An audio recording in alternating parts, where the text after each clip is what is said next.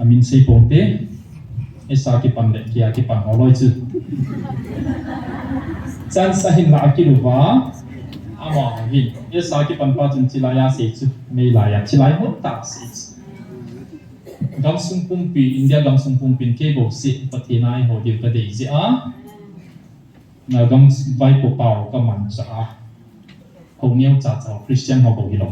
Muslim ho da chu se su ni chu mit ka go na he ti thil mong ta chu na chiu zu se toi ki do cha chiu zu se amo thung la thu pi pen cho pathian pau chu I gam pong pi vai hong pa chu ke ya tinga e ho la a thu ta pen le e ging pen le ka se ngai pen na he ti chu es ki ti pa chi chu hin tin tua hi he tiu tu ta kyu min sei to lo ze lo chau pe se na he ti cha chan he lo ze ki sei se ke jang to di di ta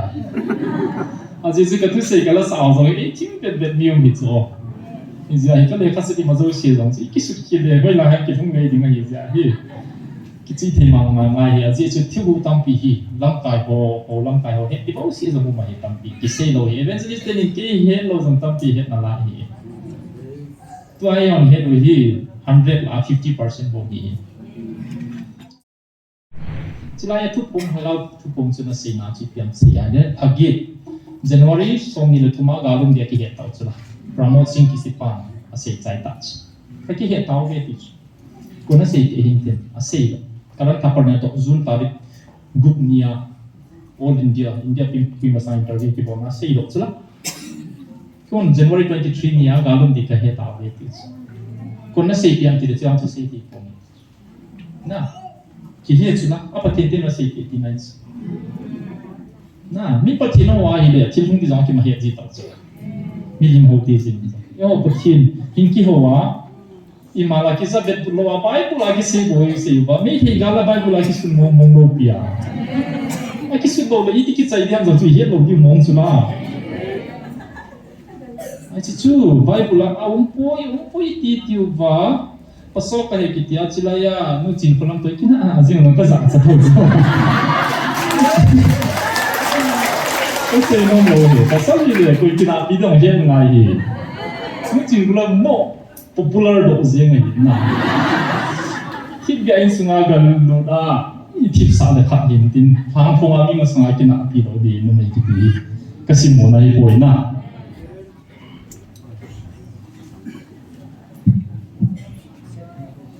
cái phái hạt dâu sen yang penting okay apa jing sein amini thang ba ve ba hit jingin ka hit ki lo le apta thun ta bang hi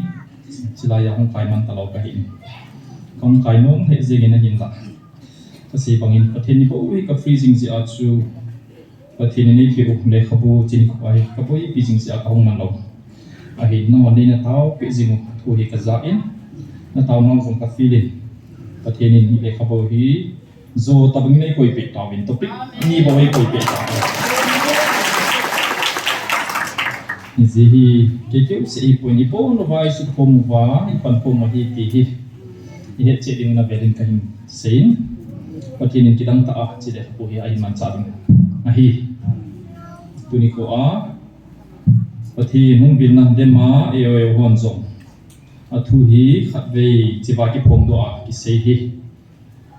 hui la aleng manga gia ro pa ki hai mil a e dei lai ki kila a e dei lo lai ki pa ya I dem nom lai ki dem the ham ti a gel pau chu a thu changam ki sun ding a hi dunia peng ho ki si de tam ki o ma hi tu ni khwa chila ya hung ho dinga I ha chi na diu le I pat chom na diu thu pa thein ta ti koi pe o hi a khanga hong ki sei ding hong ki koi ding tu gi la hi in tu ni khwa I cha ki di bol ki lu zong le hi chi le khabua hi hoi lai chi bol ki lu ham chung ki lang ding I bol fu zong le I tu I cha teon o kanu ka pa te wi ka pu te pathen bin na chu na he thi mo bi ni ai tu ni khwa ka wang pa hi yu ba pa te ko di in la in not tha pu ba pathen in ei koi pe rom bang bo no ho chi pam pa ba hi le bang itu khang som ten bang ei gao sab jing dingu ichum balong nai lo diu tu kisut na le khabu hi pathin sulidan aba ban tha ta ni hi jingo bin simno mum ta hung hi tinga hi je hin twin printing dingina che tha jingin page hi zalile som ge to bang hung hi tinga hi ja chu le kha sim pat thoi ki sin thil chu ding asud na hi ke zan khang khanga ka to zia ong som de kha ka pat le pum thum pum li o dong thei ji ta jing ka le pathin ei pui ta an ta na ka su jing pha chi lam ka he ji lo hin ki to pai pai le ka no ji hinga izang tia ki ma chi na a ka bol bo ting le wang ung khat jong ka to jong ji po pathin tu thil su ki pi hi thil bai po in ki ma ta ka ki bizi in tha sam na tam pi ka nei in pathin ni ka ki pin ji ki pin ta ji sun tinga ka hin do pi mi dang zo mang tan ka ti ji a hin la chi ka sei pha le pathin in to pi tha thai pi ji ka ji to ka in ki sol thei ji po i ma hi zong leng pathin in chi sun tinga dei san ai chan ai hi ka he chin in je in zong pathin ni pa tu ka sei nung hon nei de leu chun ka phat na bu na mu mai theo hin ki ma ka ki bet ting le ha sam na tam ki ka moi ting de ka ki he chi in la ma sam ka sei ta bang chun sei zui som leng ni ho hi phat ta hin ho i be a hi le chinga hial te hi khat na chu amin thang pen pen chu ko yam Peter chun Jesu ngai lu he ki sa a Jesu hi nuwa hela hi impressible God thila bol jong lama sa pen pen hi nom anung nunga ji nom thu khat a sei jong le questionable si itia hi thi ding thu sei jong le chu ti thei pon te tia kha mai questionable la bol jeng Jesu ngai du impressible God ti chu ma Bible sam khat ben ka sei ta en bel sei pon ka tin pha du ding hai sim leu sun pa ta ne de Peter very restless soul tim lo ni Jesu cho hiel jing to impressible God ko jeng na ing set na din ki de he ko ti ba ha ho ji chi pi ham ti le Jesu aman Jesu ngai du God pa chu alang khara John ki ti pa chu Jesu e ngai lu mong e ti ki he ra ki de sa ta om so lu mong ta lung gim khalo ni Jesu na bo chu okay atia nom he ma Jesu tu sei ho chu ki ngaya kur tao ma hi chichu alang kha a Judas Iscariot ki pa hi sum hemi hi in sumbo cho hoi pi ji chu na hin fo chang loi ti cho thum na hin ali na chu Thomas hiawin Thomas hi le ta san na proof um lowa tu lai mi ching mi thi mo ta banga hi GMF DI muna thilum ho jong scientific proof ho lo ka ta san lo de ti ho ta banga ko proof ho hel mi ki Peter chu hi le pathin Jesun ki athi ding hi tai ati a chu simple and say lo na pathi pakai chu ti thei pon te ati Jesun fi saya satan kinung le ta na ti pi chu ki ting le akiman ni ha azong chu kada ha loading na ti na ka ti ding ati din zong le azam tho ja chu pathin hin abol lo ri zong a hin ji a mula ga kaluwa Moses tagaw ma chi salaga wa to ke ozi nga zong aman in na sa pi go ching den taw te ti a proposable ne pathin Jesu hi nga zong bole bolo ti a hil ji ki dai tui chu nga la ma zo da zong chu a zon ma sa pending no ma ki ngai ko the sa nga zong nga lo wa tui chu ma chi ji nga hi ama sa pending a go le ni pa pe zo wa Jesu ti nga zong chu chim wala aboi te ko ma chimom tai lenga se tau te atia Tiberia len se ba chima sa pen jong ama hi aga se tau bin hi le sam ko bai na se tau bin i ma cha mu ta pu ve Jesu hong tan hoi langa se buna tiwam ha ni solama di tu lama se bun atia asio ba chu ngai za lama rubam zale somale tum amado hi itia chu Jesu hi hema sa pen chu Peter hi ki lo chu zon hi ki dai cái zone này ngay được cha chú Giêsu hết pai hana chỉ hana zong zone phung masa hana han phung masa pin zone sanga Peter sanga zone hi in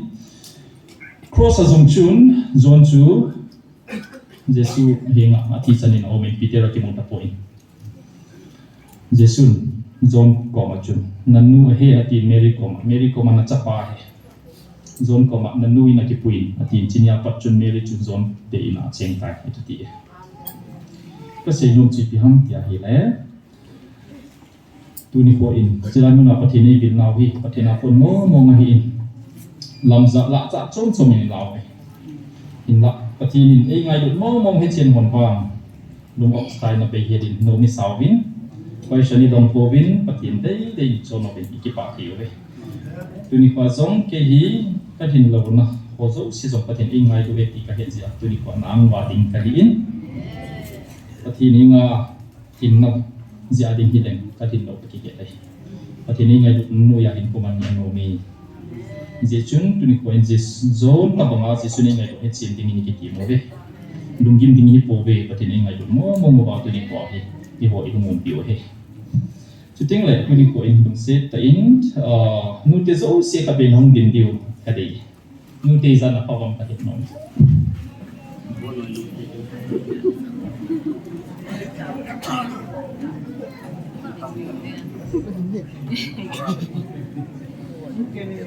Kamu mau bena, tibele zakhal asom bukte hinang nute hiding kata sana. Nabono bin Mother's Day cibai kahin tau. Kai pai tau patin tau hen. Nute tau nahi atupi. Tuni koin zong jingka katua ko nakabol masak kencu kanu ko magagatsi Mother Day wish kagabola. Tao na kagaman ko maso atupiin tuni ko silai ka din phezong hi kanu tao na se he katino na he tuni ko nampi tuni chana idinova galmi ten suma dingai ko bang ba kum khat wal zen imai lo the lo hi tuni ko zakhala som bu 60% izonu te chiwana tao jing jeu heti apon to no me nute ho sia dingin pasal se le nute hi lo zo sen chi pa khut ka de nute tu di ki pa de nang ho zalen pa thin ka thang bai nute na bo no bin na man tamo ben hi zong le tu ni ko in nu khat hi min pha dingin ka long thima jing ka kon chinang kilang ki choi sang na dana nute ni ko ki man hi dei lo tampi zong au me kinel bautam na zong tam pi soi la dan cha chum hi zong dai ken apai a se bodin bol po te ti chu ka sei point tu ni point pang ken zong kanu hinga ka hin lung si de kai ngai lue ka ti thei ni ko kana hi sin lo pi ka sai tu ni ko i zo chun zong kamasanga hung tao pastor pa chun zong a tao na zong a sei ta in ki pa thu na sei nu te la zong tu ni ko a ki ha den pen aki ha sei set pen amin thang pen zong ya koi hin he ruwam amin hin sei bu amin so pi ham se ke la hi he se ke ama lung long zong hi lo mai the hi in tu ni ko in kum 2014 GMFI di ai hong ki pat dan zong hi ile khawa zong kisun ding hi se chun chong lam tai nan hung kisuni mi khat ka su sai na hi la 2014 apona chi hi hung ki pan hi dan ki sei tu si hi patai ve da hi le jime bia hi nu chin kholamin alungge la bonom na hin pe wa ma chu tu ni khu iman cha ding wa pathin hin pia hin pui le hi ki chi hi le kha pui sim phap te mo le ni he te hi tu ni khu in ama hi kana za bin ka he poi ichi galum zo apa na hi itia hi ki hung bila ki he pe pa hi tam pi ka he lo hi ichi na hi ahin tu chunga ku 2014 ako na ichi adin pa ipia bolam 2014 15 na chu tu sima chu ki suna manipur dam sunga nu le panei lo le mi tu bukim lo ho anga ho so ke ya ali sala hi le mi so nga le li sang so nga le li ga sim do cho zo shi chu chi ba zen thei thei azena bil thei thei abila mi ta hi ana bola hi ke yin chi hi gospel ministry for disabilities India ki ti amin zo nga yin a hoi he zengin NGO hi ya sponsorship amo mo hin te pya kana don da he ken help ke mo chu free a bial ni han kana bol pe hi chikal bala chu long zong ka bi kha lo YouTube a ki la ho mat na video ho hin tha ti mo le hin thupi ka sa chiwa chu ki pa mo mo na hi aji chu ti tha na su bo yo ko emi sa nge na hi chila ya dam na ki mo hi lo pi ka sa ki pa de se ai wa sum si ki zong kana pe ko khat ve ma chu sponsor na me khat pan buding kalunga o min na kalung gel khala chu sponsor amu kha hin te pan pi na mo mo zong e hung thum kha po ki ki housing a ka ti ka la ana saung pa le pon zia chita bangana pet pi odia kana pet si chikal wala chu relation zong kana ti lo we ni zong le ka in he pe la hi le tu ni ko e ain khong bil tan ain suma zong ka vezing in alup na ho ka be in acha te ho aba banin ka sim na hi le athu pi the zing me thabul chun chilaya pastor anati bukima tu gum ki talo pa in tu se na ke ma ta zong chilaya hung ding ka ki song le din ami zen ho ka bet song le kan mat sa po ya ti hi tu ni ko in hita banga aman 2014 apa ahin bola koi ma jong sponsor bol lo wa pa cha di jong hol lo wa ahin bol jing la ya pathin amun hi anahin sa hi sia ki pona hong ne ya ama na ki ko tu jong hi lo pi chu ato di do la ki bol jing la ya bol la ya pathin ong ki bil pa a chu min si na to dem na to pi sa lo ma tho age la hi de til ti mong da ge po chi hi aman abol ki hom alo le chi hong dung ding ama he jong hi poi chung bang pathin na ho hi amen la ini ko ka ge le na hi le tu pi ka sa ta isini pa cha lo ki lo hi po tu ni chen ya ka tu se na jong bin ka mo pha lo ka til su na jong bin ka pu pha lo ma ji chu gim nei ba la hi amina za mai mai zong to tim mo a ki sa le mi ong ji ya hi ki phangam lo ze na hi tu ni nu te ni ko hi to ki thonin ama hi acha ti la a aminu ka het sun mi thum ka peng toin adang ho su ka he poin nem cha hi neu pi hi neu pa hi amo din muna ka ki poin na hi la tu ni poin achuma ki pa dia no ka ki le anei so siu presenting ngam din man ka ge lo ge in la pi din nei po be ta sam ni mi do la je chun ama ho tha he min khat chi ading sang khat ka to pi sang thum ka hin poi nen bolo pa ni chun khalamin evangelist non anun ihung la pi ding ka de in king ko ham pi ham be aki cho jong ne ho ka sa poi atei de tam wang he poi acha ti mi na hong la ding ka de chi ka ba cha na hi ama lung lam bang ho mai thi le kha ba jong chun pasunin ning cha ki ti hin hapi na pa akum lo hin ka he diam ning cha hi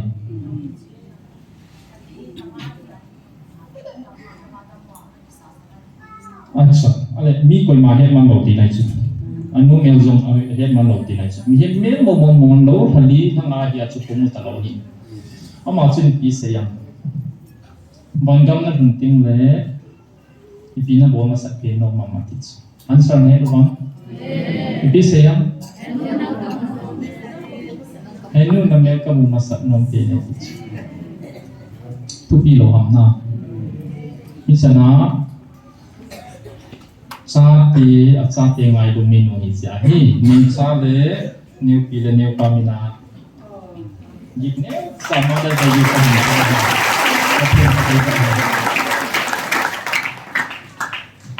It's a Mother's Day program kita hai. Zihim tunikuin apan saving katin. Psalm number 55 verse 12 ahoy pisayam. Nggak simute. Psalm number 55 verse 12 aku. Edim ho tunikwa evangelist nuwa tingin ka si penalaydeng melman ay dai thang hile kathu theding kakidopi kakilet pin kilet saanan ay nei hile kakisiamang the hi kadolel hila kahet sa kaloy kagol ngai ta nang nahipobe tunikwa hi evangelist pin hitahi pathina dingan na paizain to laya adema alung suna jingke ho poi dang hi poi mi hei te hi poi pangal te hi poi pathin han na pe sing hen achi kilo le mi hem hi na a do zo thi la hi poi china be nga hi pathin na sata na train hin ama hi kachin training chai ta hon ta go brumala training na bolo ba na ga ga la ya cha jizo se dim na zo se tho zo dinga na ki train hi jizo chun pathenin missionary na solin kidang tak abol sai jizo chun chilai muna hin sol kidin agaw bok neo cha cha wa alin jep jep hin tham sa kidin a chai na in aleng teo to ong ki tham sai step by step ahin pe hi tuni ho ahi chizi ahi pathenin tuni pai roi hui ho mo hi alang kha negrobada hi in lekha bozon kusima kisunin chong cha negrobat kusim hi kenjong kana he de lo hi aku hi ka boy piami hoi kana boy pi kha lo hin tu chunga chani cha cha zaw sa ding ka tia hi de patin na hin pui mo mo ma tu ni ko a man cha ding a hin kisim hi ta hi tu sima ko nin kitsi yon hi kisim ding a hi be tu ni ko chila yang khom zo se jong patin ni pui ko mo hi hi ata iki he so ding ka hin sai hi de May som nila ni chun Reverend Katokati Howin amin bangsi tapong kate amani pisayam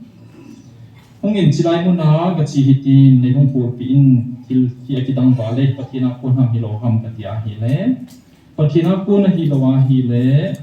mang paiding hitay insi chun kahong kel kelangai poy ati tuni ko in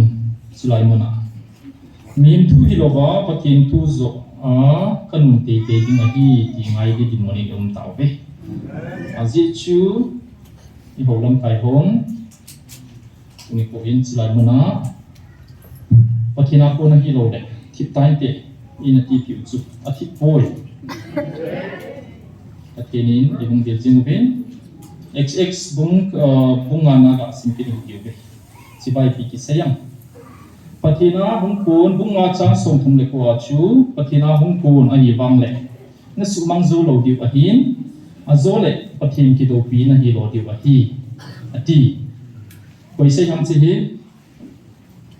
Gamaliel ki tipa Pharisee in chilai muna holam kai hon tu sei ho pathin tu sei kha cha ho agi uwa tha mang ding adu je hi chilai ta hi aman chi tu ri ase pe mo hi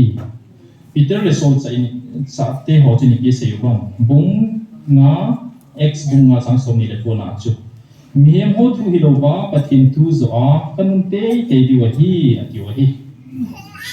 miem ho thu hi lo ba pathin tu zo a kanun te di wa hi pathin ha ga ong bil nan fa pen chu ti ham a he mu bam me sagi nia message chu ti ham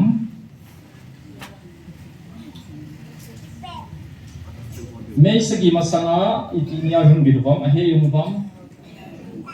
May 7 ay bidwa ti masanga ti iti ay hung bidwam 23 April lagi April som ni de tum ya chu ipi seyam atupi pena se chu nang hon dan na ki sim ho doctrine na ki sim ho zo na gel tupi tawin silai mo na kahung bil na hi na pampai tawi chiking le cái mà du hồ hi hồ giống cái sang in người tu pi zo vi milim ho na su tam ta ve tio hi May 7 nia pathin pi se ki dam ti le Bible thu kisun ho kalwala na tong thei ding in nei gel ta ko ve ka bible hi ka thu hi in hi chima ma mang chain ki dom na zo in namang tau ve ti tu ni khu in koi ma ki se se ki dem ka hi po in thu ta ka se ding an ji chu tu ni khu a hi i bolai ho chilai hong pho mo ham tu ni khu a hong tau khom nau hong pom na ji a pi koi a se ki dem line kha bi ji a tu ni khu chilai hong pho mo ham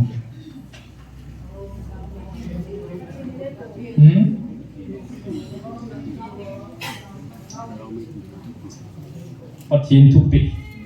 ipi bolding a kagaw ni ti kong jing ding a first Thessalonians bunga changsom sakya ki seiku ka ti ne lowin tawin ti pa ko hi kagaw mai ti ko naw hi ni za bitam ni za zal somna zanile somale sahi Mei tumaku, mei tumnya tu zanile somdile sagi ahi. Patien lopi hen. Banu ya kau salpeng pente tu hi kodo hi. Jozo si patien aku na hiro na ya kun diham. Silaya patien hagaung kipongin alpha le omega kadi ati. Alpha le omega kiti chu kui matang ina se hiro tu sang hi. Tu ni kuah hi ihung na zio hi pathenin tau zong zinguna ti hi ipidinga tau zong zinguna ti ham azit chu gani ke hi pe tu ni kuah gani ke hi zio ba hi igalu hi itabang gal ham ti hi he umai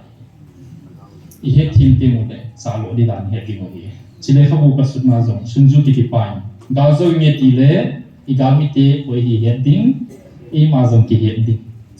Citi ni he chun ga zo he ti June tarik somni ni chun holong kai mi di in video conference abolu be tunai sa bol ta bang kun ichi gal hi ipi gal ham ipi zia su'a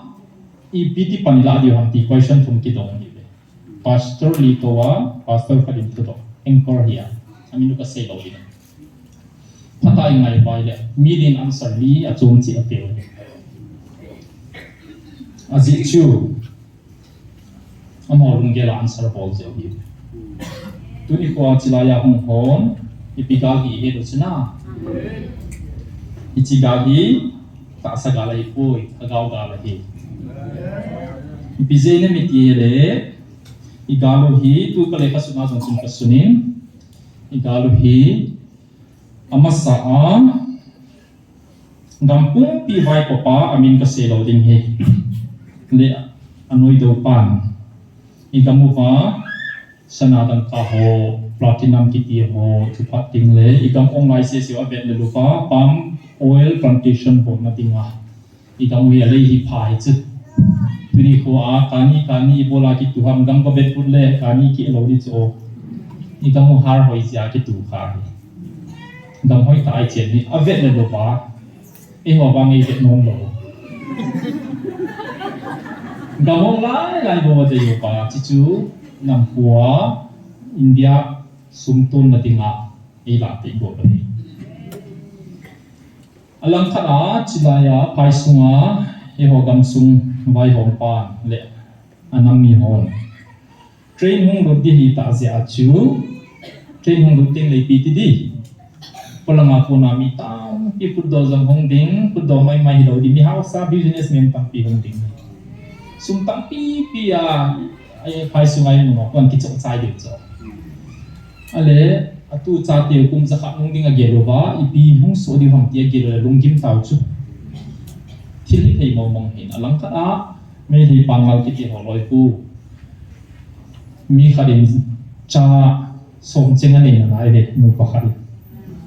cha kham ki ti bol nai long me hi te pu belo chen mi nu pa kharin cha ni kalwal anin ta lo atam so actually la population ru pung ta lo di ti mai pioneer sa koma chen pom pi pang lo chu mi nu pa khain cha sa gi cha ge ti chen normal is som ba ching nei jong na lai ka dam lo chỗ chun trong lâu qua hình bộ không đẹp cái chất tạo chỗ là giờ chỗ ikamu ada yo ba kita pen tin ham status ti lo lam dang om poe ti ure jong chu hi ke lo dia mo phat wa nang thua la pi de go chu che go jing lai wa chu apathin pa so apathin pa apathin te so amin sei pompe esa ki pan le kia ki pan holoi chu chan sahin la ki lu wa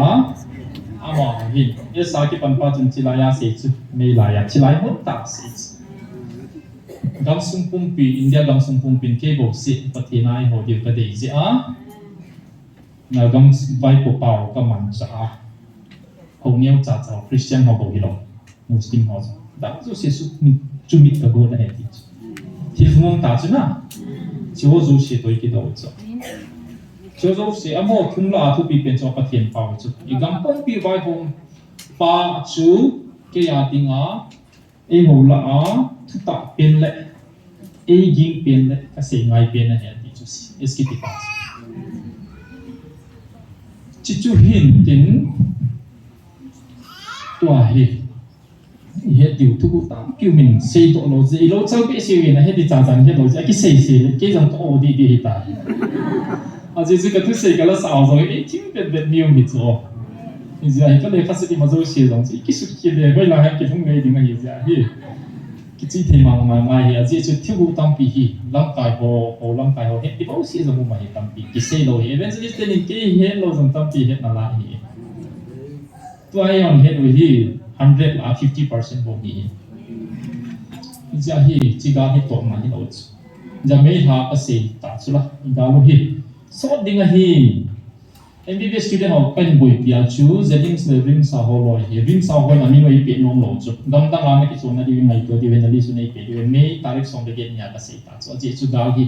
so ding a hi ka he ta so chi la ya po na ka he ni bo chu ja chu amon wang sir nga ta diu te fathum sung ka inga ki china lo de ha ma tin kum ni sung ga lung ding a ki gel ha tiu na li su nei pe dingu ke MP pa tu ki ho ita de li ho to ki me ho to ke u ai ki timo ma le kana sim ti ka lo de wi ja chu ang ka nga ko lang ai del pai lo ai asa pe ai bo lo la kanung le paperwork lo ko si sang ai na li su nei pe di ga ni ni ki ma sa wai pe na na ai pa ma chu ga ki china ai sa lo tu kun ka ta chu na chi mai ma zo si ki sei chai ta chu la ni ta chu na ka sei chu la ga ni so ni pe ji am ti le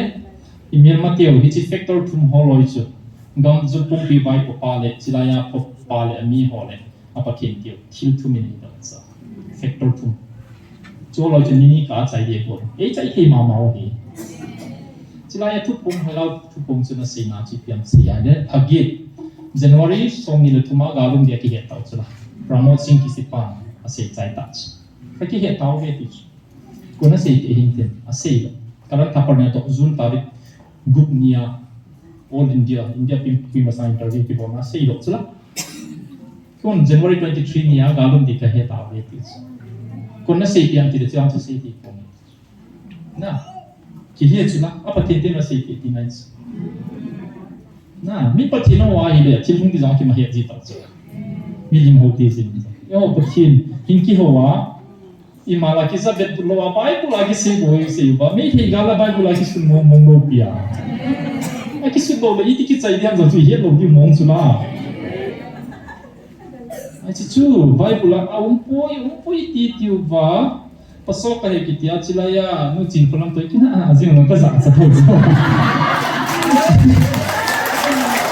o se no mo he ta sa ni le ko ki na bi dong yen ngai hi no chin ko lam mo popular do zeng ai na hit ga in sunga gan no da I tip sa da kha hin tin phang phong a mi ma sunga ki na pi do di no mai ki pi ka sim mo na I boi na to na ta ba ka se a ji chu pa thi no I za ta po be I he ta lo chu e mo chi na ni nai din je ba chu I boi no ta ni ga mi te ma ki ta chu la tha ge zo le bol di a mo pla na chu a pa thi te ko me ni chu na hi ta lo chu September ka ang hitis August September ka ki ma ho ve bolai bol di more kang po pi lam ka jong mun thuma thala ki sel ta chu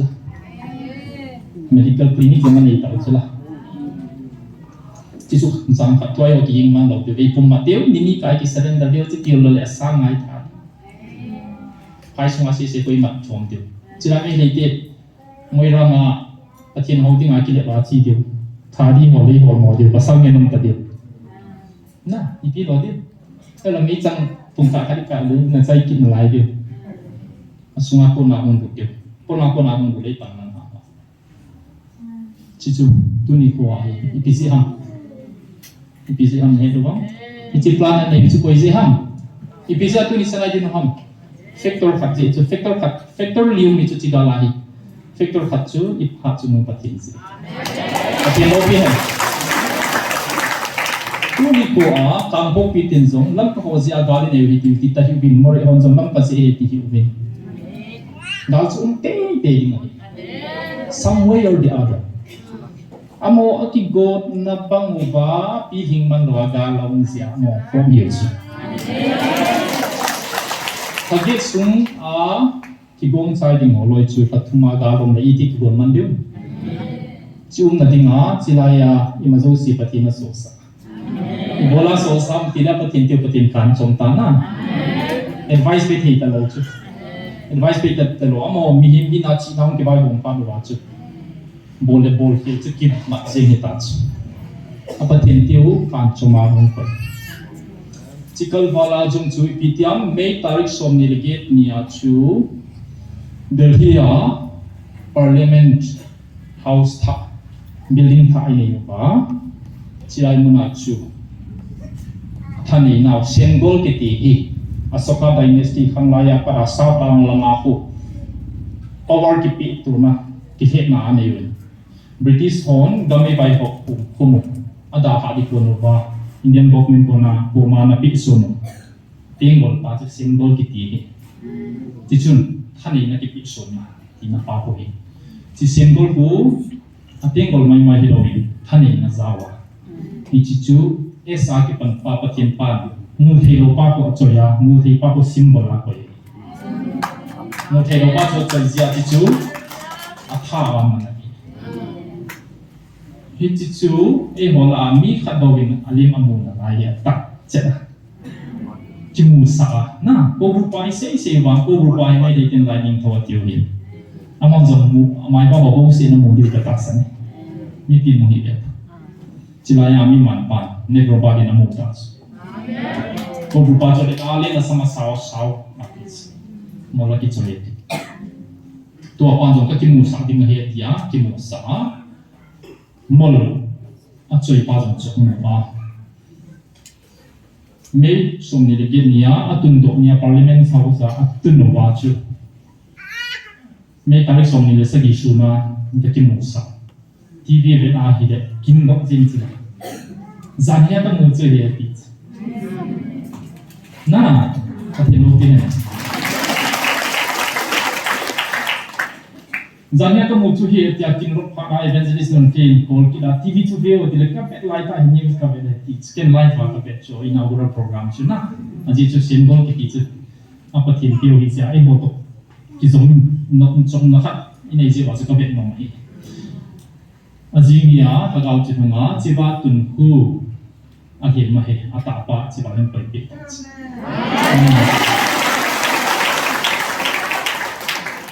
Siapa tu tu mai hin atsuma abu pa jang tu kopi abo lebih nak kopi hero be ti so to parliament sakit tu pen ku alin jong pi lo ti na chen phone ka koi ti tu pa chichu ye non ka ta le patai ki zo roba thinan si dong mai du alin jong amo amo chi ti bia mo le king hi chu chang hi ai ki mo sa pa mo chu he ti chu la ada tu tak mengenai hati naik sana, siapa untuk sen. December 5, saya nak kaya patilin, kau kipun sading, kau kipun kalau dia tiba, umpama December 5 ni tak, siapa yang mahu tak kalau pergi sudah, siapa mi di muka, siapa yang aku maki, aku makau mak. Anung si di ngacu, dalek tipa, aku cu. Dan kagam lama maras kaki dia rinsu kipai.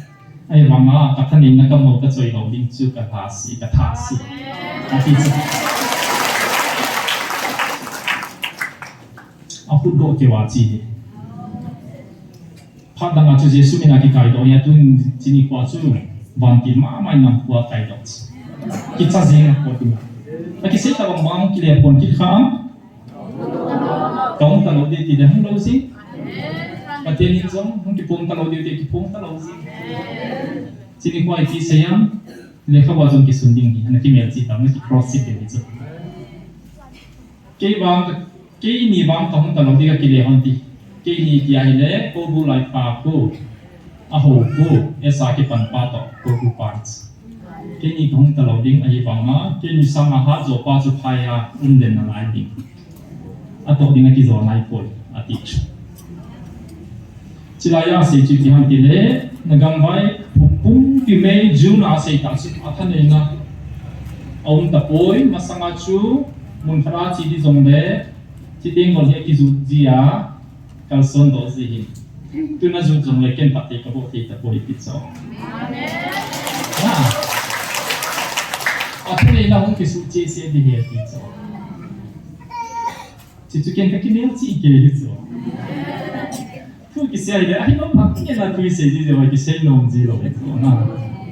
o te ni nagalo ka sa pi tai nagam ka ben pi tai ti vai le thanging ka lo di ti nei lo chu na boundary ka ben pi tai nan ne zo lo di he ti so na gala chu mi kha le ni thi ji mo mi na chu chang chu comment ka pe poi jo le po tin tu mi chang ai ben de chu na zo se lo pi chu la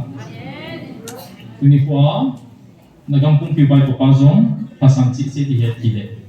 sama sang la asula tani thatu masang chu ha che tong kilo ke ka lung niam ding ka ti za ti ma hi tu la new si da hi le ti pal hem tum jing ko sa amen na india block ki yo hi mun zo sia na sa ta ma sa ba hi june ha a election hum pa ya me ya symbol tun zo ba jong chu karnataka a election ma sit absolute majority to Congress on Amoy. 1989 na Subanga Gazo Kalwala tu Sanjay Gazo Kalote chu Ichimuna chu Bajrang Dar ho Chungchang tu ase hiel je ba BJP so kheta na azin chu. Tuni koi nei bon Manipur jongbo ni ta ben no di sa so. Ai ba bon ha chi chai na no chu. Jing zong le kiti na phase 3 dia jing ari ku phase 4 phase a chi a jing a ku phase 4 di phase 3 ki chai ta jing a hi de dia zong bot ke hadi Punjab as non chong som kunya ka se nong chi pi ham ya ke le tu ni kin pa ta in ta ti ke chilan mo nai ta na hi na tong ni chi ka se no ma hi patini thane ina teng mo zong ida ha pi mang ga wai ko yu chu ka se nong do hi iti mandi ham ba ngamai ki do diu cho hilai ki piu ki manje he noi ni bang si ki it is not the absence of blessing but not able to appreciate blessing that is a curse miem khat chu pathebo icha lo ja bang si ki mo hi lo in pathebo icha na pa ki de lo pa chu bang si na len pe na tuni kon teni pin now e hoding a plan sa ta ani ni tuni ko slide man azom he abel bela sia asilai lai hoi lo la nai ho ni ho vai boi ba ni le ti pati boi chan dio tunia gazu na tin ting go le ku pi ba ti chu man je he no ba ya tha ba hi le i ti gali zo the dio tuni kwa chilai ai taw nau hi na tong the ni ma ba ni mi be da hi le a bright ki pik zin tunia ka se zo se factor tu mo chu nei ho adinga til pa kha sa tu ni sang ge na ge nai po tum khat gali do taw bin mu the dinga e bo de sak na na to au nai po i bo lo phamwa bo ngen no ri bo na in la i pathenun a se a pe cha zini tu jin ka diu suna si mo bang tu jin ka ni sa chi ki sunam ai matia khalo gel in hai sum a se den ji a chu in izat se atiwan sang song le sang ngai si hi ati lo pi hen amo in se ki pa pi ki lo in na pathirin e mo choma e ken ma amo hen hil abol cha pa ko azi ni chu chilaya apun sa hangau vanti mi sumang na tong dinga pa na to hi atong dinga raise di jingoi be amo ka ki ho thilo na kilung to mo na pe jong pu pathenin abol dinga ngan si ni ma hi ichiwo chu taw he na no pa pa len hin na tu pi pen ka he pathenin i mo hi ei dok sang mo ma so pathi bo mo ma hi ichichu iki sang diu hang iki sang no diu hang i sang lo ba hi ipidang sang di inei bam kidem na dang inei bam tuni khuwa hichaya pathin bil na dem sing ke ho ipidang kinet na ding na bol na nei bam nei se ti un tia ka to le poi man tu chanei don ton nai body khat nei piu win tu something thila so zo patin le o pathin hu ti dinga has ania so he ti mai mai ho zo apha ni ta poi pathin hing ho chun i zo na de mun ki het ngai guidance imu ngai tuni khwa hi pathin hi ipi pathin hi ho ham ti question ka bo no me I paulan mo ko na ka mo si pyang ti le are you worshiping the God in the Bible or the God of the Bible I pawa si dingai pi ki se di Bible sunga pathin ku I ho diu ham Bible sun pa ani pa pathin zo si ho diu ham asun pa ani pa I ho diu na asunga pa I ho wa hi le ti so se hi Bible answer I ho din mo me saginya pathin si chuna Bible ku namzo se dinga ka su la he ti ku ki ti adi bo ka su lo hagawa na hin na ding ba apabik su na ki ti o he ti chikal wala na tong thi lo ding nei gel taw ve ka ho la chata ta ki ma thu mangin ke ni de taw ve ti ke chu ka thu to de thi dinga ki do thi dinga nei gel lo ha ti question nei ti lo chuna sam number som ni li na chu patinin wanoi po pi ama hi asngom ti jong ti tu ni khoi na samjang za na he umam khoi man he lo ichi sunga hi pi za ham nom ki lo ichi sen hi mi he ni cho mi hem sen chu patien ni ki cho asien pe ti sen dong he zo lo bai de asien pa su it e mo ni he ti tu ni khoi patien ni question ni bon ko hi thil di lo he hi bang se ti hi John ta bama chu pathin ni nam ding vai pi de yam chi chu chu pi zui di dang le ba se yu ti che di poi ti zong le su ki bu te ki ti pha di ta lo chu adi si a tu chana ki chi zong hi te na ko ni ham ni lo ham ti ki do pha di ta lo ki chu hi mo ma hi ni ma so si approve hi tuni khwa hi za hi asagen the asai tho ba buzunwa ai dang hi mi hem bol tu the ki laws thagau ko hana bol the ki law bich ni khan ni zong nam te ni zani la som male sagi chan the pon te adam hasin chi topic ki beginner base se to hi pt lam izo tiu ham jam hi chun mpsc result ang so in doctor nga selected ni me Mizo se ki pa congratulations about ba ki pa de kunna be ba ma chu busy ham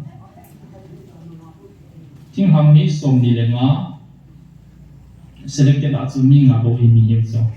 ku ki zo sa de ha da ma chu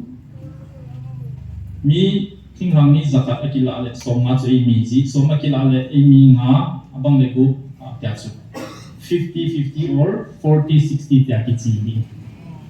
Tunia tu mi som ni lenga thing ha mi a mi nga bo chu exam chu January 2021 exam ki body touch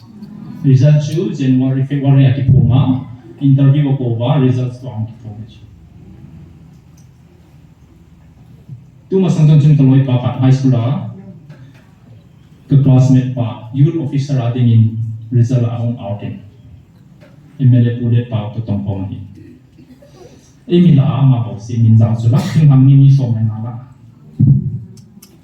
tu ma sang zong nurse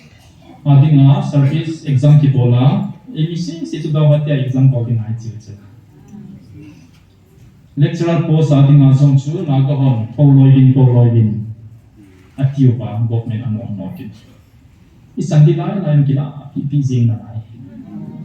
hindi lori lolo na kung pakinye lobing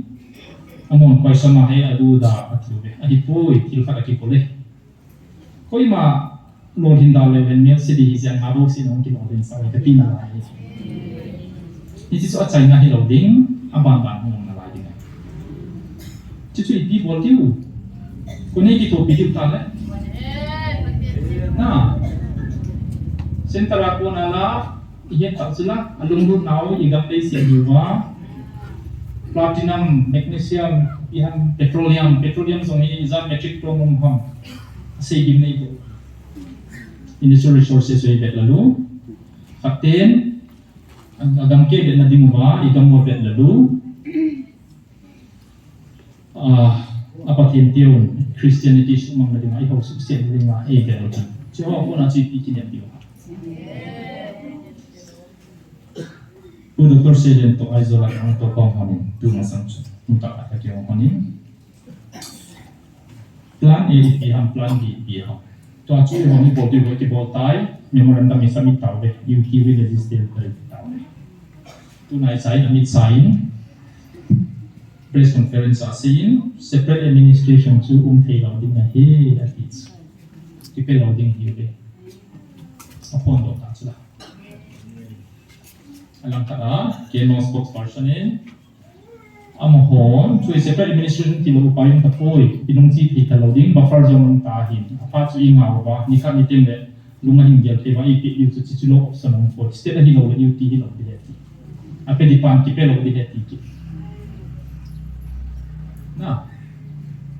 chika lai kai ikisugente ini di lai yung kila to Christian Sampiu isopiteun ST kuota A ini dilai pe ila pisi yang lagi baik cicit catin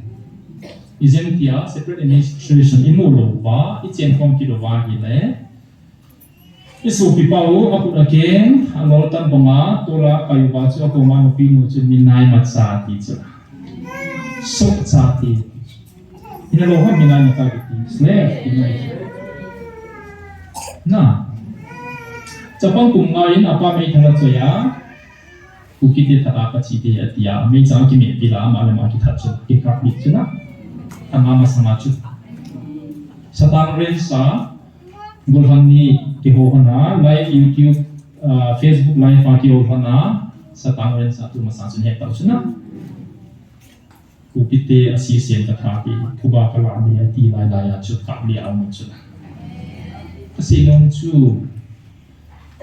mihimai ke mutalo ho ko to iti che ko ki pe tapta ki ti pa ku kilen song volume song lang hing tanti saben lang chu chai chan ka si ka ngai ji ki ala sa tim pin ho lawa ka pa chun e ho mu da ngin na si ma asia si ni na sa wa ngai so chi ho to ki chen kom ki thei di ho ki chen kom ki bai song le na ka te chun na ima ai no siki zama ki ha puin lei mo ho ma mistake in khali ha khawin lang izari le so ba na gelu te so piti ho the solution ko iko mai kine ti ta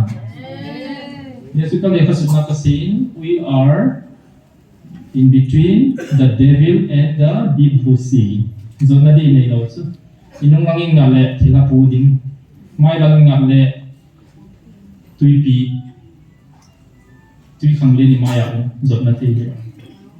hoi lang na tin inung chi da la tin hai ni ne ding ni man he de la tu ya i chu gi ina min te din mo na he tu ko i chen phong kit kal seo na ka te economy kulang pe hi ding i service so seo hong ko ti di e ho ya ki ta pa ti so ngai to ti mai lo Jadi petini itu dipakai gitu cina. Petini gitu ba, nakhan pedi upahina ini tak sambil nanti tiap kumhak lang ihong zom cina. Nam kumpiai tak sangai cinen. Zabit dia singai ham. Kupiterin hau kipawin kaseti lalai zadau. Ini pamian melating sila tu kipawai si witaloham na. Kinen madang dopi supiti hau tu niko. Ilam ni teo pizza lung tim pia borderline buffer zone ahong pating na nervous aji seperti ni bocu. Akon di kisi mo sa ausu hagaw gido man sipa na po dicu. Iyo hana ngi ni ugo.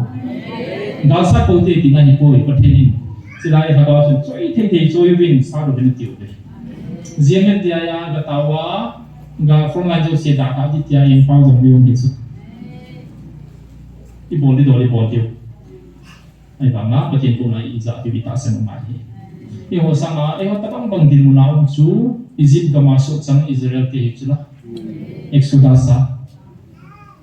Amo iti dala sa do bang na tha ka bang. Patin ang auto. Puido di nga ama ta lisi ra kung ha. Hambo di mahong kilanga sinay mo na su. Mi pite po ma. Ni tak sang mereka puido di hati itu simple kasih cuma juga sipir tanam kai hokoma. Exodus bunga na tu and they believe atak sanobe. Nam kai dia atak sanobe. Ami pite atak sanobe. Nah, apa an si tu pite tam gil din tak tahia Egyptian te gan sawa tha chai sa e banga aning langa cheng Israel te koi magan sa se lo pite. Amo si jo si sa sa. Ngay sa purong tasla. Purong tasla. Ano tong di pa ready hitla. Ami te ni pilot sa ngay na bikin ngay na yung kapitso. Tuni lang kayo ang sarili ko rin. Nang kan ko WhatsApp group ka daw min. Nang bang kay sisi. Sila yung tem chu kutong sa asing malay yubi. Upi si ba hong zong dia mati na demo. Sila fa ko sunna ka insin do ini. Sihi galak maco mading ho dinga tak sudahin. Exodus bung som ni na chi pisaya. Refidim muna Israel techu. Amalek mi ten a hindel kum tawpe. Moshe Joshua za jingteng mi phabet puin. Amalek mi te gasatan. Monfu ma dinging ting pakai di piting gol hi dam jing nangi ati. Joshua kum tai. Moshe abangol azet lang Azit zang laisin Israel ten gana zoben an hasu sa ting amalek miten ano chang ten tun siube e pau na bel sin mai do bi na Moses sin chenza ma chaya gana da sakham asa lok na le gal sa chu zo swani Moses ni bigala sa dang pagaw bala sa aku dah dokpa aku tagawa ni cik mutai lo power pitch. Tulai frontline amo jong mo pau dia ni. Silai mo lagi tau hi to mai pun. UPS hak sam tam pi nei nanti.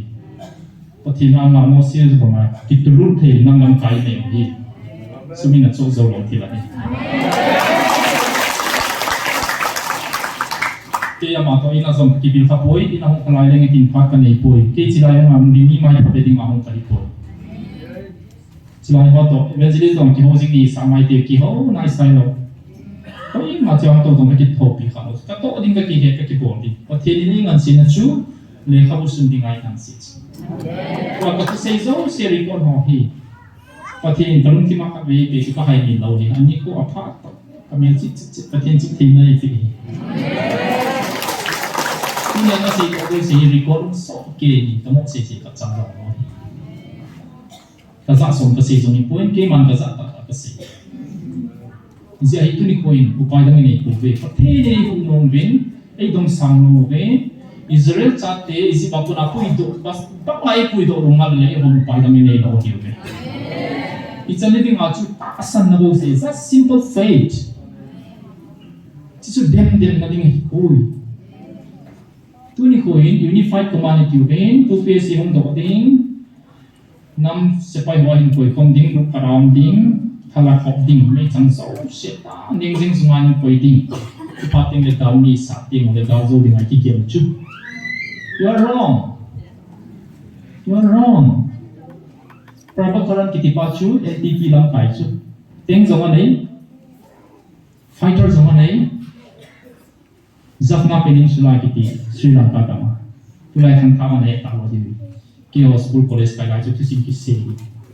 na sa hekti moi mi LTT Tamil LTT full form head of mubam quiz ga bolute LTT full form head of mubam price ki pedi ham sayo ha LTTE iya bade Ilam Liberation Tigers Tamil Ilam aha dan chu Rajiv Gandhi zama thaza uchu Prime Minister ka gamma to phawwa army ne wa teng zama ne wa Sri Lankan document akona Tamil gamma ki thu uchu chu banga ha pi chu government in shukti mi tang ti le abol sawa abang ka ki siam na ya chal pang ka so dim zam ka mia chi na lai hi government in suchai ne ti la suchai jeng chu nangin bano ya tak sang si na la sigari na so dinga na gel de prabhakaran chu gel ka ti prabhakaran chu mi athini na kahe na lai strategy ne prove planning ne prove ti mai phun ba pauzu si ala khai chi nom di da na la khai tem mi de ba imai ne ru la ki yu pasal kai ti so se phun tham zo se su la dem na hi je ene sinai mo ku betang bo alayer a chingpol planning sim lo yu ba politics la ma chi yu ba foreign graduate ngen tang pul ho khu foreigner le khasi tam pia cho bo chi ja hi nagaland na go na dei do ja che southern nagaland greater nagaland nom tale tang pul hon e bo cha pai ki ve ki ba nom lo chu kita banga strategy nei mi hat pa chu adam sung pum pia ga hin sa tu ipiham amen moi va twingalen min va hello yum knowledge ipi achievement mo ati ni ko ki ma ta chu na tu masanga atu sina tu hin kum som ko ka hin ta ya ti gu pa ko ni som ko ka hin ka ya ti ba sa ni zo sin to na ni so ho bo ki chen ta plannings they are gam tum muai de ki budi de IMT na mo touch na man bol ko ti ka ti lo he chu i bol di he chu ka tin na bol the ti bol mi na ti te ki zong de ka tin rum lam chu heu tin ti chen bol na ti zong le zu ti ka ti chu ka tin no ta sa na ti ngai ko din ki do ti face to face a chi di dan a hi e se ti chu na ki mo pi te di ma chu ta bang chu pi chan sang no ju tu ni ko hi ka tin ni dok sang no mu mi hon i chimit no mu i he lo ko ba dam pami foreigner so te di muna i mo le kha paper wa go hi Rohingya Muslim ki tio hu Bangladesh apuna Myanmar na cheng phabe na chu a cheng sa tam pi mu chu aku ma cheng ka ani bama Myanmar government in refugee he ti ule is it su na de lawan dong sim mu ichi din mulai ki koi koi simple ta se ki ma chu tu lai ta NRC ti hoi ma zo se chu sa sang lu se en se ki lu ba amo ta ko refugee he mi zo se refugee ti ba e ho sa amo de se ko refugee zo be in lai chu patenin nanam sumba na ga sa de wa tam mi na ga ki ri ke ko da koi ta na ti a final talk sa chu sa na ngai ga ko su tin na gam ko pi de ti na suma na ga sa ti ta ti u me ti si sa ko na ti chu number 1 ga ti ham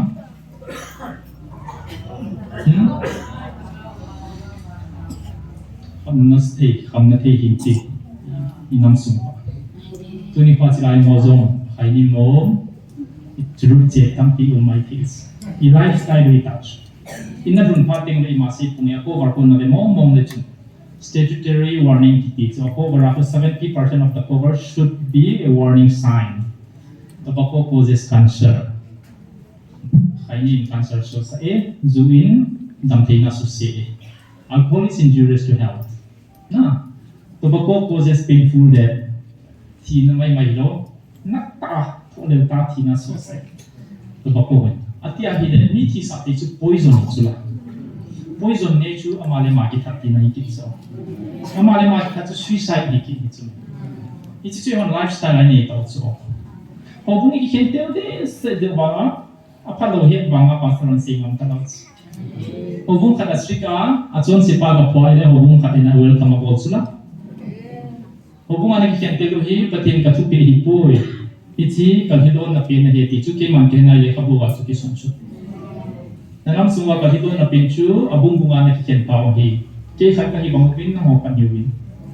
sina ding chun na holang kai te un chiba hin pui vin tia ve li zen en ko pi bol nga ko ham ken kingai lu na thaga pi bingi ati na hole na hona kingai lu thei ko be ke se la fin kum hi za ho bung kara ding denomination kara um dinga boi pi wa fail ta sa ji chulam kai te kingai lu thei lo ki ta san thei lo chi pa sa na pi bing hong ki au na ti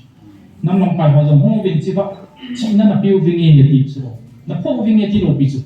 chi lai mo chu ha sam na ka din ye sei na chu ai ba ma a de ti pen chu chi na pi bingi kingai lu na pi bingi na na mo hi pia ka tun di he tiam ngai lu na ka tun di he iki ngai lu bam tu ni kwa ki ngai lu bam mi te hi u ki zo sa te hi na ki ngai lu na chi ni jong pe di ham patina ko na ko kum di lam kai bo ki ngai lu teng le mi pi jong ki ngai le zen ding hi sen ding a chu lam kai te hum kho mo bi na ti mi pi zo se chi ba hum na ti lo hi e ho sila mon khet kila ga tawa ngai ko i ti no se ti lu gala ko nai mi zo mi se chi ba to ni um lo pi chu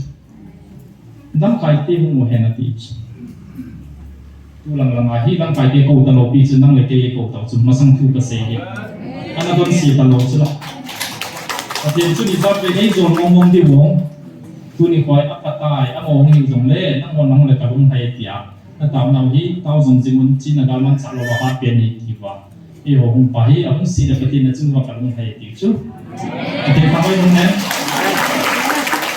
ka tin ni thi le ka bu sing ding ai e pi ki chi ta ka he ka bo to ding a pi tam pi a bo lo yu mu chu o long kai ho ho na to mo ho bang i pi zong i po lo tu ni ka de de a ji chu future of boy ati ma mai ni ai pui do do de lam kai do se ka ho pi tai lum dong lo hong poi ngai lu na hi ta the ni i pe jong hi kham thei wi gal hin ani na ngai lu nai ha sam pau ni thum na chu bai sak na hi bola koi chu ko ta ka ni no ho a ga ti ko ko ham i ha sam le na pati ni hau sak sak lo mo chu dam tum pi ba hi le sum chu ni di ta chu service here mai ka lo ti view ni ha zon ki so di i gam ma sum hong lo dum di na arpur ki ti pan mp election pa chu ding pa chu manipur government corruption dan chu abe ka na ti se ya king hang mi ti ari nga mong mga sum crore za tu ma hong dong le crore som mo king hang mi ti pi he ti ini di zo seung kila pi a tin na kham be kum ti dam tu mini te mole sungdo si sui ko ma mo ba hi le mi di ba sungdo la ni ki he a pu la ko ko ma hi tu ni khoi central service housing wa hin ham ham ni state government a ko na ho hin I ma tu ki no lo then sa na lekha I gut chu na la mo ba central service ong chuan smi pi nu du ba twa business chi ha ma ni pi patin chikal pala house sa pam ding ai de yo Zani chun Dr. Group of Amy Dr. Association ki ka kong movin result chung sang thu iso ka se long chu ka se taloi pa kha hin bai ese mu ti mu le I ma zo se hung ta hung ta tan te ti le kin dong okay phal ka sa ani mo mo ga ti le zani chun ka pai ese zong chu gel phak a hi le time carry sa hi and he say he strike every day while the iron is hot tila zo leo den thalo di han ti na chi su ni pi se na ma thiên lo ba hi le ese chu mi hem hi na su kiniem talo chu tu ni kwa boi na ni gala so dun zu in sak sak pom di tu pa le apa dun zu in ti hong ping nan te ti no yo bang di am ti policy ho yang ti policy chu ki policy ki tiam ke nam ba se na no ya to ana se pa hi idang hi poin ship kung atolong lawa tui khangli na che ta ba huile bo hong ki thopa ting le adem den na langa so ma ki deng ma huile bo chu anga pha le atel de a abe le asia de ta asia hi jong le ani na bang ki ta lo di mo na di chu na ge ba ken bang ka pum pon ti ประเทศชุดที่ดิ่งอันนั้นพาเลยกามิเตียนี่ลุงเขียนเดียวเขียนพาเลยเท่ากับจริงพาเลยนี่ที่ดิ่งกามิเตียสมัยสมัยที่ดิ่งอันนั้นพาเลยไม่ดิ่งไอ้เดียวที่พูดประเทศนี้ planning นั่นเองที่บอกที่นี่อินนั่นที่มาชุบอันเดียวนี่วินประเทศนี้ตักสนุกว่าประเทศเกี่ยวdengan agon pasu bolta ni tiu ngai kati acu ti lawai mo hini nuwa hi le i mai solo dio to acu achai nan sing katin ka sein ken zong May 3 ni Jun Chilaya wall of remembrance hitin kitip na ini so de kyong chong cha ga zaw mani ka dim ti zoin I fervently reaffirm and support people's movement for Kuki-Zo administrative separation from the Meitei government and promise to fight with my whole being and clear understanding. I pledge today the 3rd May 2024 in the name of God. Oh God, help me. Kahit na zo si kahat na zo si ahi Meitei government ako na at tumaw na tinga pangkalaading hitya kitip na needs. Bijuna, tua katusim saya aku na he diucui ho dengan he, me he tin wai kidu bala hindong tapoi, hanga itu isa diucu mi ho kicip na he dengan he, si he tim le cilaya tahu nama nami kasih kalau diucu, aje cu patindung lang diucu, kita ujung bala tu ni ko step tum na kana dia was step ni na step kana zau tabe ni ba na lai ati ani le, kum fatsuma step khát khao zo thì cung ni vã tinh tỷ thế là mấy thế chú tin lấy tạo sinh tiếng ngô thì hạ bản tiếng ngô và tiền đúng lắm thì hồ ba hi lệ step ni giống chú cung khát phá thì sai thế đi này hin lại thì lâu sau ba ý để điều ba hi lệ Israel để giống chú ni sôm đi á anh ăn đi thế chú 40 years ago đấy na step ni cái gì aku mau giống lạ thế anh hi lo hi giống lệ Ichi thì vợ bát thiên đúng là mình hiểu vậy, bát thiên mình đúng sang nào đó thì Israel spokesperson pasi ta machu. Đúng sit vậy cái có thì điều hi ngã điều hi mai thì pachu. Imian mà tiền đó đúng sit thì là đúng tim pe thì chút bát thiên chứ. Asi chút hay separated sa điều thế. Anh thấy mà hi, ita sang tiếng ngô, ita tiếng ngô, bát thiên cái vậy hồn tiếng ngã.